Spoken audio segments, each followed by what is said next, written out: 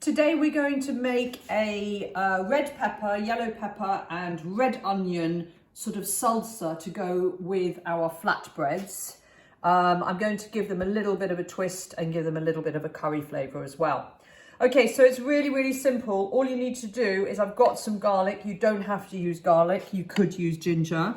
I have got a red onion, and my red onion I'm just going to slice, and I'm going to keep the slices of red onion in sort of half rings like that. Okay, and I've cut up some peppers. I'm going to use the sweeter peppers today. I'm going to use the red peppers and the yellow peppers. I'm not going to use a green pepper because the green peppers tend to be a bit more bitter.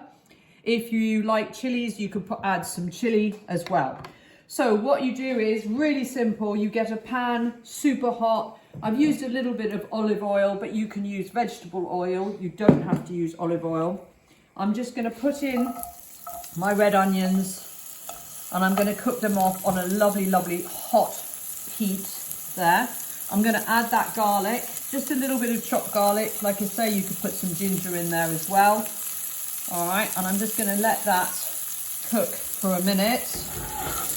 Give it a mix round like that. I'm going to cook the onions off before I do the peppers because I know that the onions will take longer, and I want to get the onions sort of just starting to caramelize and looking lovely. I'm going to add to that about a teaspoon of curry powder like that. Now, I always like to cook my curry powder off because I think otherwise it can be a little bit bitter.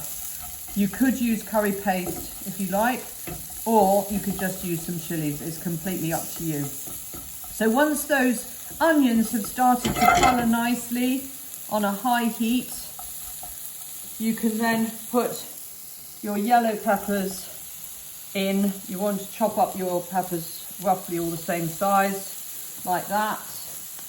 I'll put in some of those red peppers just to give it a lovely colour to it.